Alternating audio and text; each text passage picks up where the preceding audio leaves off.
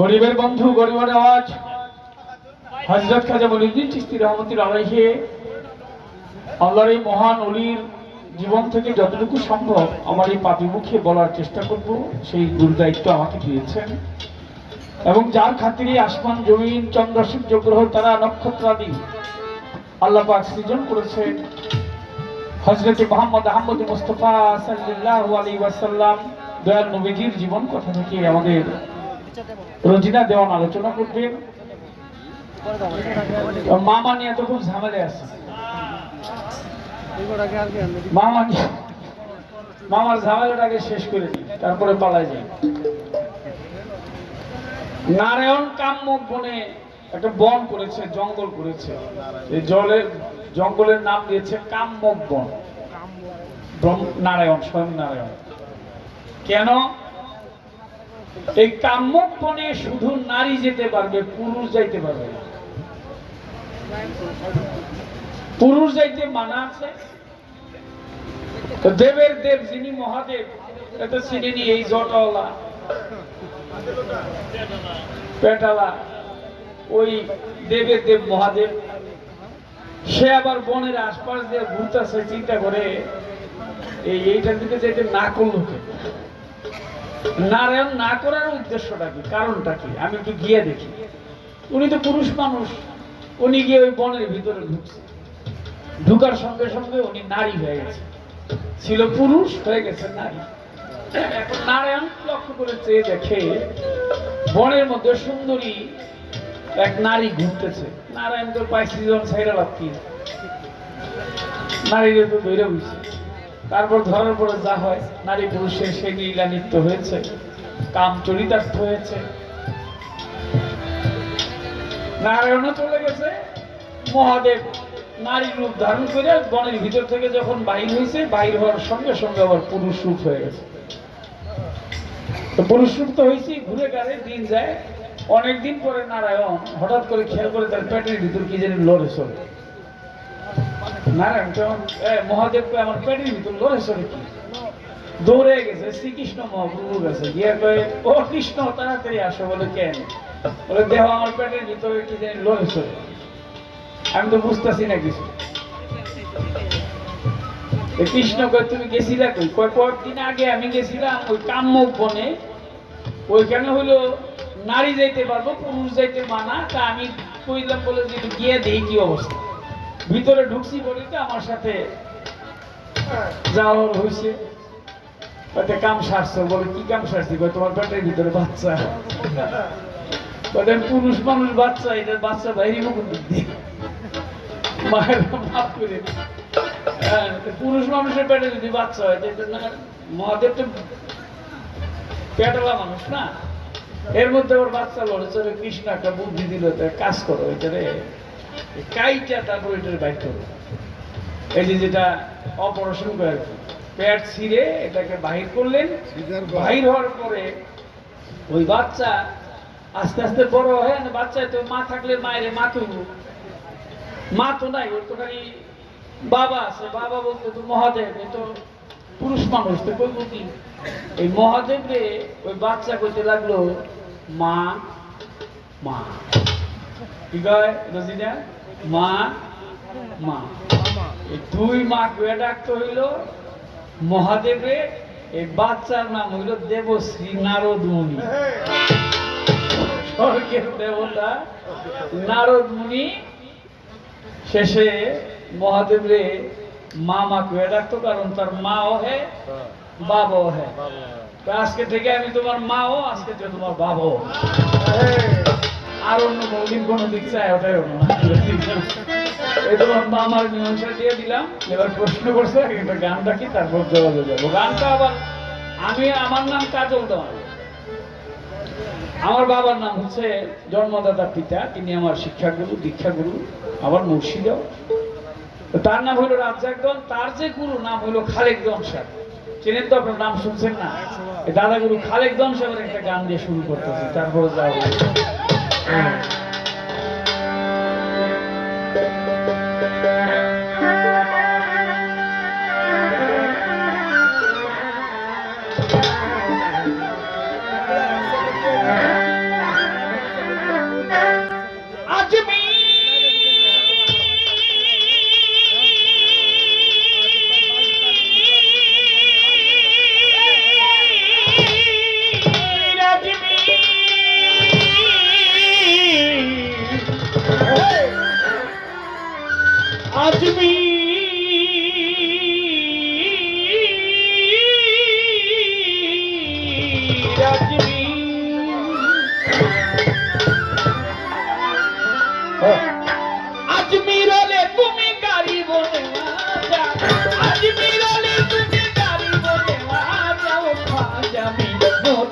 তবু দরবারে গরিব যাও খাজামি নতি তবু দরবারে তুমি গরিব নেওয়া তুমি গরিব নেওয়া যাও খাজামি নতি তবু দরবারে গরিব নেওয়া যাও খাজামি নতি তবু দরবারে চিস্তিয়া তরিকার তরি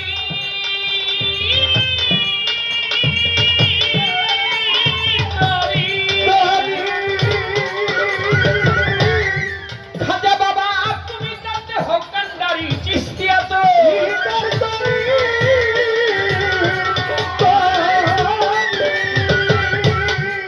মইনুদ্দিন তুমি জানতে হকান্ডারি লাগাও তোমার এশকের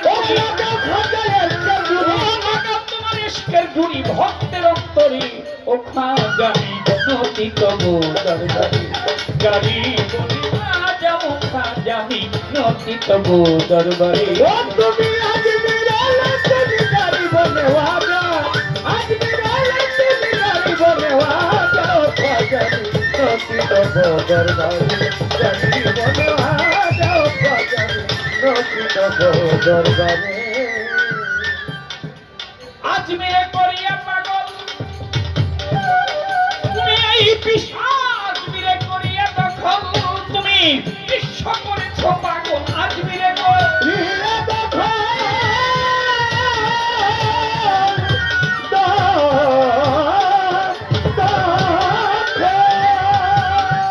খাজা বাবা বিশ্ব করেছ পাগল খাজা তোমার নাম কি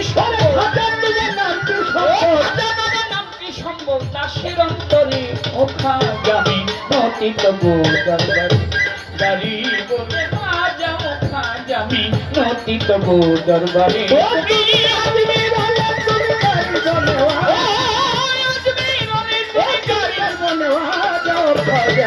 নতি তবু দরবারে গরিব নেওয়া যাও খাজামি নতি তবু দরবারে খাজা ভেবে বলে খালেক দেওয়ান তুমি খাজা হোক দয়াবান ভেবে বলে খালেক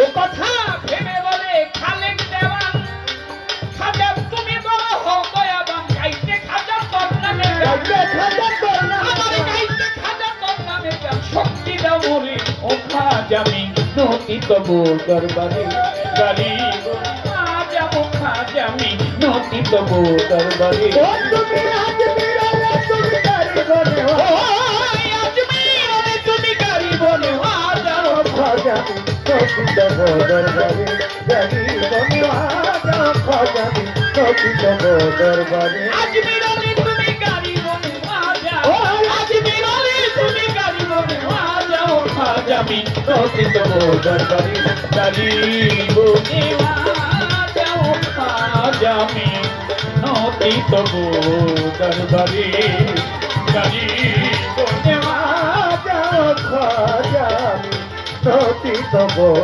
দরবারে গরিব নেওয়া যাও খাজামি নতি তবু দরবারে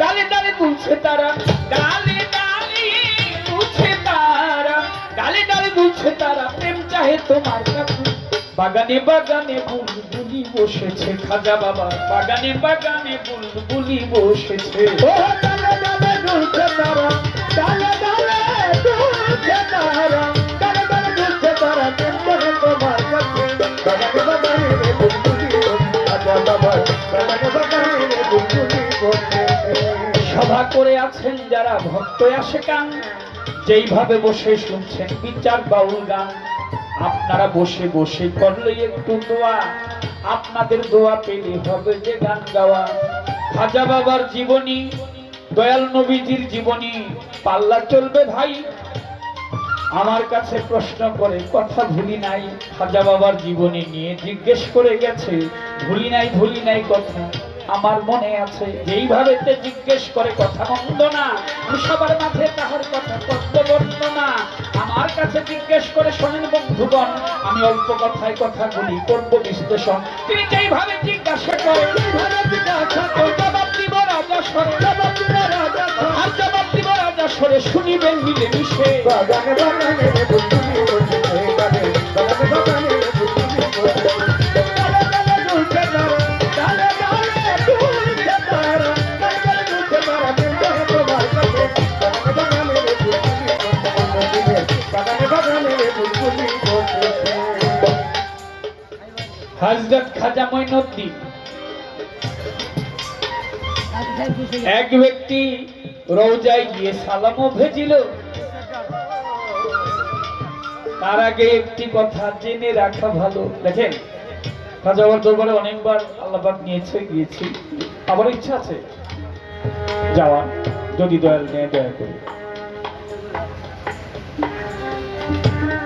সেখানে হিন্দু, মুসলিম, বৌদ্ধ, খ্রিস্টান কোন ধর্মের ভেদাভেদ নাই। আপনাকে জিজ্ঞেস করবেন, আপনি কি হিন্দু না মুসলমান, আপনি বৌদ্ধ না খ্রিস্টান, জৈন, পাঠান, ধর্মের কোনো ভেদাভেদ নাই। একটা পরিচয় সেখানে, এই পরিচয় হলো আপনি মানুষ। কবি নজরুল বলেছে, গাই সামনের গান, মানুষের চেয়ে বড় কিছু নাই, নয় কিছু মনে।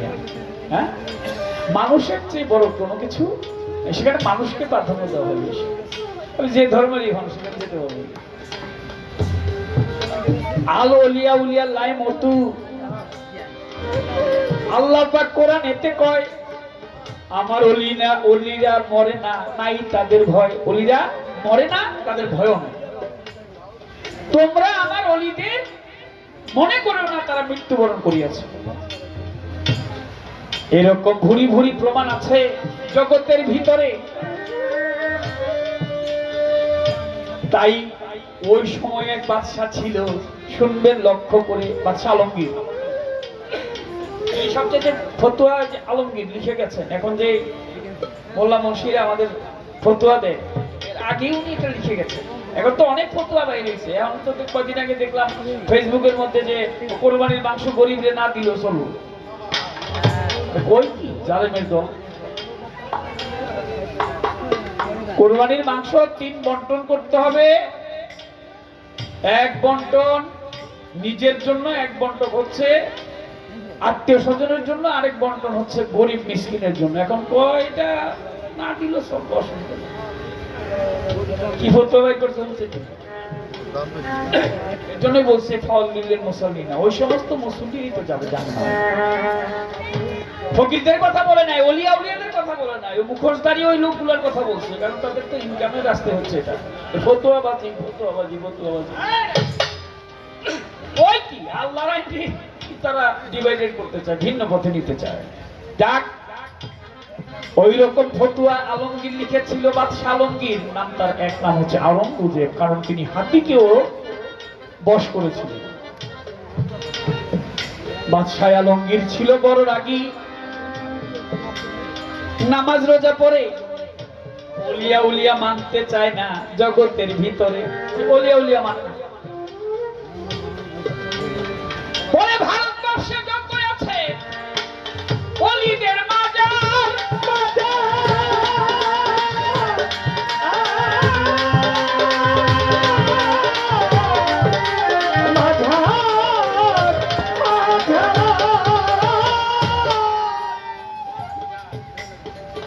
সমস্ত মাজারগুলি ভেঙে চুরে করে দিব চুরমার। কোন মাজার রাখা যাবে না, ভেঙে দিব।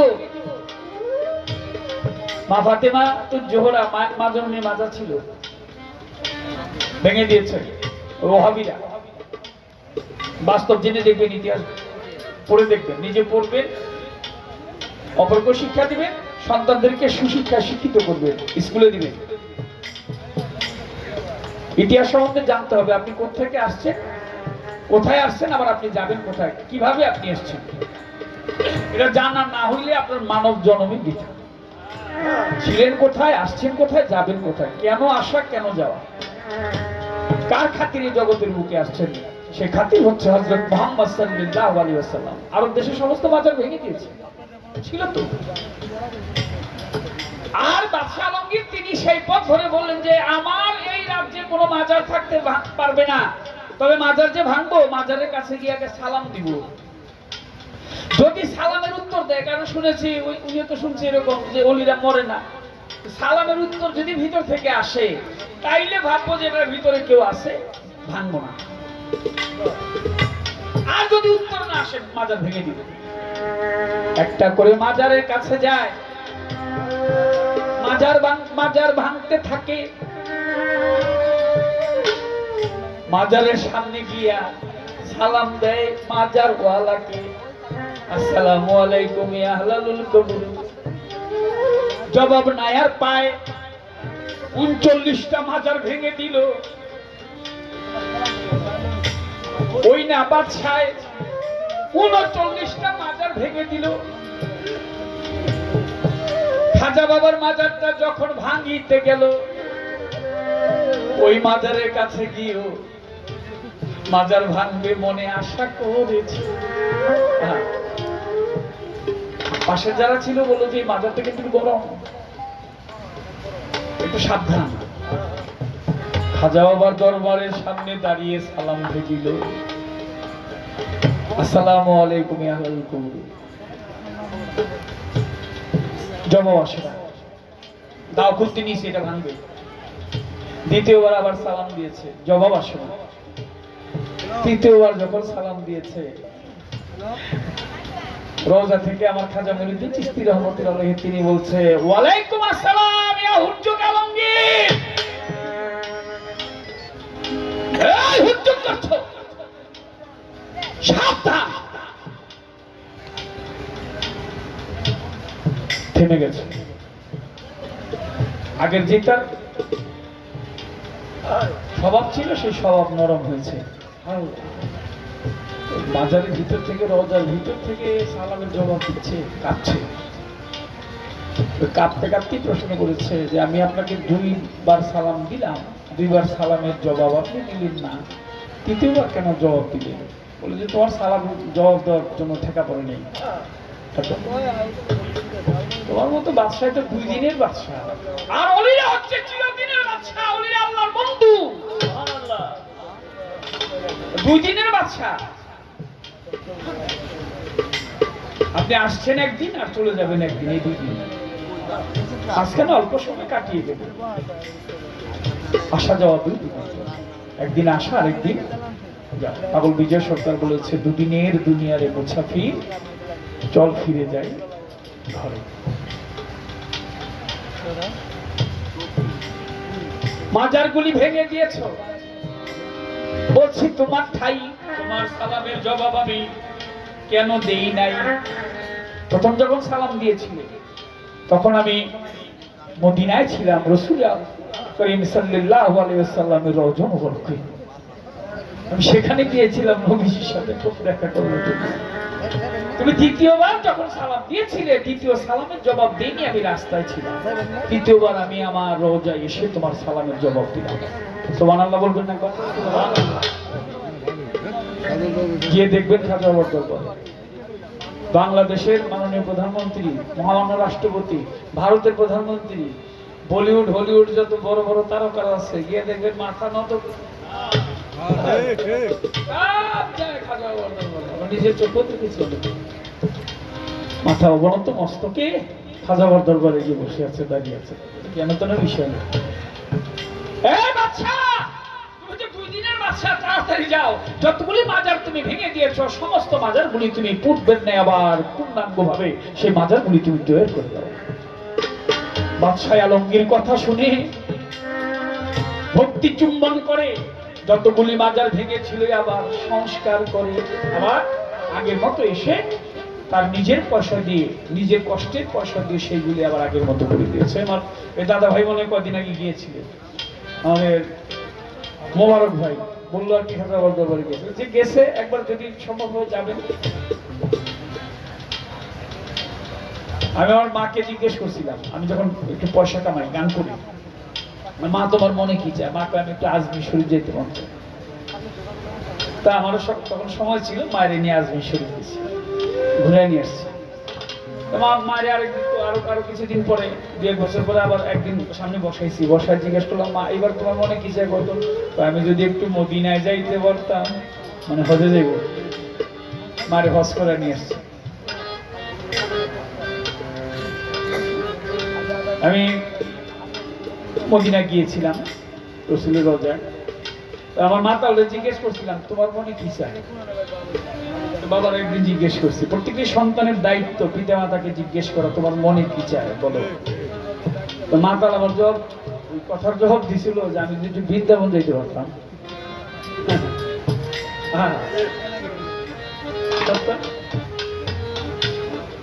তিনি যাওয়া হয়নি, কিন্তু আমি আমার চোখ দিকে দেখে আসছি, যে আমি দেখে আসলে হয়তো সে কিছুটা তৃপ্তি পাবো। বৃন্দাবন গিয়েছি, মথুরায় গিয়েছি। কেন বললাম? এটা আবার একটা শিক্ষণীয় বিষয়। পিতা মাতার উপর সেবা, এই পৃথিবীতে কোনো সেবা নাই যে সেবা আপনি করবেন সব সেবাই বৃথা হয়ে যাবে যদি আপনার পিতা মাতা আপনার উপর অসন্তুষ্ট থাকে। কোনো কারণে যদি মা বাবা অসন্তুষ্ট হয়, সব ইবাদত হবে রে বরবাদ। মা বাবাকে কখনো সন্তান হয়ে দিও না অপবাদ। নেশার জন্য সন্তান পিতা মাতাকে হত্যা করছে, মাকে মারছে, বাবাকে মারছে, অভাগা কুলাঙ্গা। খবরদার। পিতৃ মস্তক থেকে তুমি মায়ের উদরে আসছো, 10 মাস 10 দিন কষ্ট করে মা তোমাকে দুনিয়া ঢেলে দিয়েছে। মায়ের স্তনের যুক্ত খেয়েছো, ওটা গরমও ছিল না ঠান্ডাও ছিল না। বেহেশতের চাইতো আমি মনে করি হাজার হাজার লক্ষ লক্ষ কোটি কোটি গুণ সম্পন্ন সেই খাবার ছিল তোমার মায়ের স্তনের দুগ্ধ। খবরদার, সেই মাকে তুমি আঘাত করো না, কষ্ট দিও না। তোমার রোজা নামাজ হজ জাকাত সব পানিতে ভেসে যাবে যদি মা বাবা কোনো কাজে অসন্তুষ্ট হয়। মানুষকে আঘাত দিয়ে কোনো ইবাদত নাই না।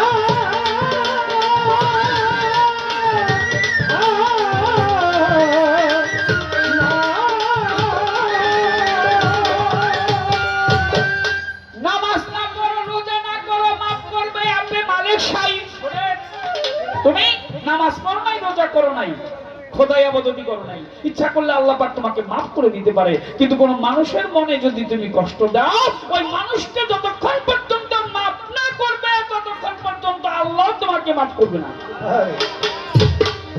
মনে রেখো আমার প্রত্যেকটি কথা। যুবক যারা, তাদেরকে বলছি, মানুষকে আঘাত দিয়ে খোদা পাবে না, আর ওলিয়া উলিয়ার সাথে বেয়াদবি কখনো করা যাবে না। হ্যাঁ, বাদশা আলমগীর বাধা মতো করেছে, তাই তো তার প্রশ্ন ছিল।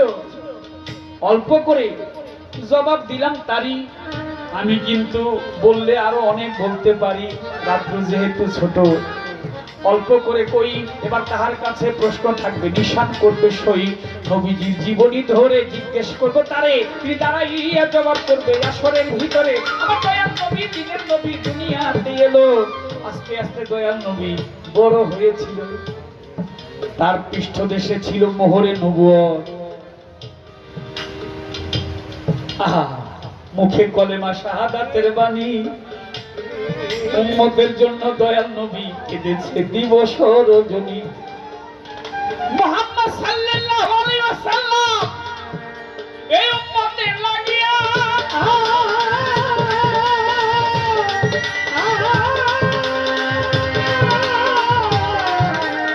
উম্মতের লাগিয়া সারা জীবন কাটে নবী কান্দিয়া কান্দিয়া। আমার দয়াল নবী, দিনের নবী, নবী ছাড়া সুপারিশে হাসরের মাঠে কোনো বান্ধব নাই। একটা প্রশ্ন তাহার কাছে আমি জিজ্ঞেস করে যাই, শুনেন মামা হইয়া যাই হই, প্রশ্নে কোনো ক্রিয়া নেই। বলেন, রাসূল সাল্লাল্লাহু আলাইহি ওয়াসাল্লাম এক ভক্ত, তার যিনি রাসূলের সাথে নামাজ পড়েছে এক জামাতে দাঁড়িয়ে, রোজাও করেছে, হজ করেছে, যাকাত দিয়েছে, রাসূলের যত আল্লাহর যত আইন সমস্ত কিছু তিনি মেনে চলেছেন। রাসূলের সুন্নতের যত কাজ তিনি করেছেন, ফরজ কাজ করেছেন। ওই লোকটা মারা গেলেন, মারা গেলে পরে যে লোক মারা গেলেন তার ছেলে এসে বলল যে আমার বাবা মারা গেছে, আপনাকে একটু যাইতে হবে। দয়াল নবী চলে গেলেন দেখার জন্য। দয়াল নবী দেখে গিয়ে মরে গেছে লোকটি। ওরে বাদামওয়ালা ভাই, বাহ খুব সুন্দর। কি কি কি এটা কি? আচ্ছা যাক, আমার জন্য কোনো কষ্ট না হয় দাদা। বড় ভাই এইটার একটু সম্মান করি, কমসে কম এইটার সম্মানটা করি। বিশাল ব্যাপার, রাখলেই হইব না, কাজ আছে।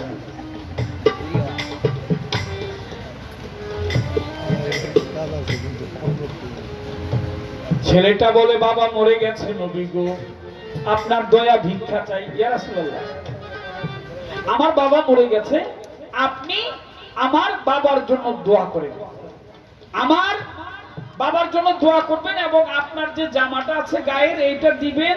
এই জামাটা দিয়ে আমার বাবার কাফনের কাপড় পরিয়ে দিব। বাজার থেকে কোনো কাফনের কাপড় কিনবো না, আপনার গায়ের জামাটা আমার বাবার জন্য দিব। আমার বাবা মরে গেছে, আমি কোনো সুরমা বাবার চোখে দিব না, আপনার পবিত্র মুখের থুতু লালা মোবারক এটা দিবেন, ওটা আমার বাবার চোখের মধ্যে লাগাবেন। দয়াল নবী মুখের পবিত্র থুতু মোবারক সুরমা হিসাবে দিল।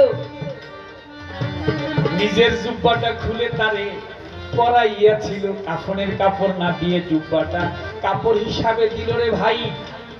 এবার ছেলে বলে বাবার জন্য দোয়া করবেন, আপনার কাছে দোয়া চাই। ইয়া রাসূলুল্লাহ, আমার বাবার জন্য আপনি দোয়া করেন। দয়াল নবী তার বাবার জন্য ওই লাশের সামনে দাঁড়িয়ে দোয়া করতে লাগলেন।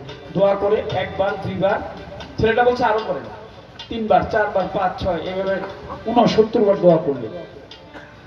ছেলেটা বলছে আমার বাবার জন্য আরো দোয়া করেন। জিবরাইল আলাইহিস সালাম এসে বলে রাসূল আপনি দোয়া করেন না, আল্লাহ বলছে আপনি আরো 69 বার কেন, 69,000 বার যদি দোয়া করেন, এই লোকের জন্য দোয়া করলে আপনার দোয়া কবুল হবে না, আল্লাহ পাক এই লোকের উপর অসন্তুষ্ট। এই লোক জান্নাতে যেতে পারবে না, আপনি জামা দিয়েছেন তাতেও না, আপনার পবিত্র থুতু মোবারক দিয়েছেন তাতেও না, আপনার দোয়া কাজে আসবে না। আমার প্রশ্ন আপনার কাছে একটু বলবেন, লোকটা কি করেছিল যার জন্য রাসূলের দোয়া, দয়াল নবীর দোয়া তার কাজে আসলো না, নবীজির জামাও তার কাজে আসলো না, নবীজির পবিত্র থুতু মোবারক তার কাজে আসলো না? এরা কারা? এই সমাজের মধ্যেও আছে ওই রকম লোক। তাদের পরিচয়টা কি আশা করি বলে দিবেন। ওরে ভাগ্নি, গান একটা গেয়েছে বড় চমৎকার, বসে বসে শুনলাম আমি, ওরে ইন্তেজার। দয়াল চাঁদ আসিয়ায় আমায় পার করে নিবে, এমন সৌভাগ্যই আমার কোন দিন হবে। আরে দয়ালের কত জ্বালা, দয়াল আইসা পার কইরা নিয়ে যাবে। লালন সাইজির একটি গান না গাইলে আমি আমার কাছে ধরা গেয়ে নি গানটা।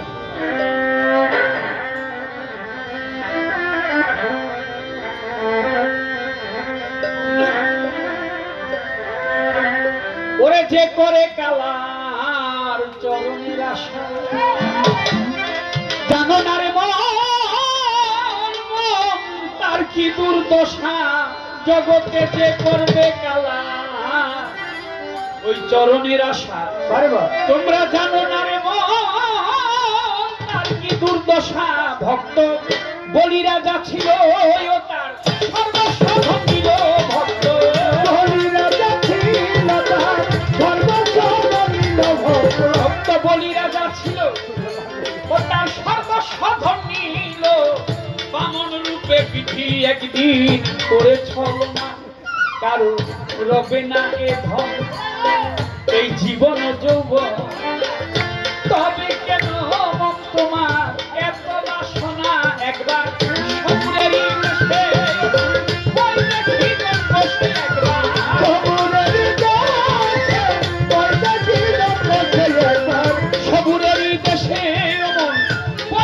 হৃদম কোষে উঠিস না রে ভেসে মন এ যন্ত্রণা কারো রবে না এ ধন এই জীবন যৌবন তবে কেন মন তোমার এত বাসনা একবার সবুরের দেশে বৈদাকি দক্ষে একবার সবুরের দেশে বৈদাকি দক্ষে উঠিস না রে ভেসে পাগল এই যন্ত্রণা কারো রবে না এ ধন জীবন যৌবন তবে কেন মন তোমার এত বাসনা কারো রবে না এ ধন যে করবে কালা চরণের আশা মন রে যে করবে খাজা বাবা ওই চরণের আশা জানো না রে মন আর কি দুর্দশা জগতে যে করবে কালা চরণের আশা জানো না রে মন তার কি দুর্দশা এই জগতে যে করবে কালা চরণের আশা তোমরা জানো না রে মন আর কি দুর্দশা ভক্ত বলি রাজা ছিল তার সর্বস্ব ভক্তিল ভক্ত বলি রাজা ছিল তার সর্বস্ব ছিল ভক্ত বলি রাজা ছিল তার সর্বস্ব ধন্যিল বামন রূপে বিধি একদিন করে ছলো না কারো তবে না এ ধন্য এই জীবন যৌবন তবে কেন মন তোমার ওই একবার সবুরের দেশে বৈদাকি দক্ষে একবার সবুরের দেশে বৈদাকি দক্ষে উঠিস না রে ভেসে পাগল এই যন্ত্রণা কারো রবে না এ ধন জীবন যৌবন তবে কেন মন তোমার এত বাসনা কারো রবে না এ ধন কর্ণ নামের রাজা একজন বড় দাতা ছিল ওরে কর্ণ নামের রাজা একজন বড় দাতা ছিল অতিথি রূপে তার পুত্রকে নাসিল জগতে কর্ণ নামের রাজা রাজা সে তো বড় দাতা ছিল অতিথি রূপে তার পুত্রকে নাসিল এইভাবে কর্ণ নামের রাজা একজন বড় দাতা ছিল অতিথি রূপে তার পুত্রকে নাসিল তবু কর্ণ অনুরাগী সে না হইল দুঃখী তবু কর্ণ অনুরাগী না হইল তবু কর্ণ অনুরাগী সে না হইল দুঃখী অতিথির মনকে পরে সান্ত্বনা করো রবে না এ ধন একবার সবুরের দেশে বৈদাকি দক্ষে একবার সবুরের দেশে বৈদাকি দক্ষে উঠিস না রে ভেসে পাগল এই যন্ত্রণা কারো রবে না এ ধন জীবন যৌবন তবে কেন মন তোমার এত বাসনা কারো রবে না এ ধন প্রহ্লাদ চরিত্রে দেখো দৈত্য ধামে ওরে প্রহ্লাদ চরিত্রে দেখো দৈত্য ধামে কত কষ্ট করে সেই হরি নামে ওরে প্রহ্লাদ চরিত্রেও দেখো দত্ত ধামে কষ্ট করে সে হরি নামে প্রহ্লাদ চরিত্রে দেখো দৈত্য ধামে কত কষ্ট করে সেই গুরু নামে তারে আগুনে পোড়ালো আবার জলেতে ডুবালো তারে আগুনে পোড়ালো জলেতে ডুবালো তার আল্লাহকে আগুনে পোড়ালো আবার জলেতে ডুবালো তবু না ছাড়িল সে শ্রীনাম সাধনা কারো রবে না এ ধন একবার সবুরের দেশে বৈদাকি দক্ষে একবার সবুরের দেশে বৈদাকি দক্ষে উঠিস না রে ভেসে পাগল এই যন্ত্রণা কারো রবে না এ ধন জীবন যৌবন তবে কেন মন তোমার এত বাসনা কারো রবে না এ ধন রামের ভক্ত লক্ষণ ছিল সর্বকালে ওরে রামের ভক্ত লক্ষণ ছিল সর্বকালে শক্তিশাল হানিল তাহার বক্ষস্থলে জগতে রামের ভক্ত লক্ষণ ছিল সর্বকালে চব্বিশের হানিল তার বক্ষস্থলে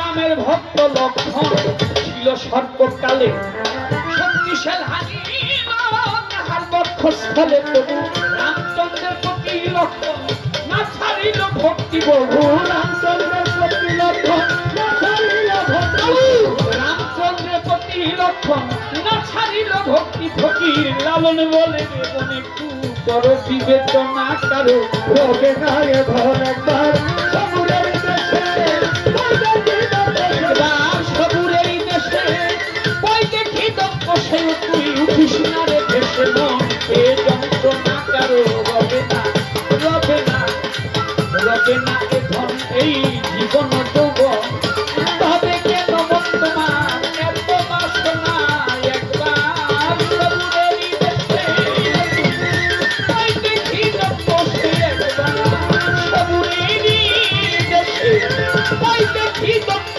সে মন উঠিস না রে ভেসে কবু এ যন্ত্রণা কারো রবে না এ ধন এই জীবন যৌবন তবে কেন তোমার ওরে মুক্তর এত বাসনা কারো কারো রবে না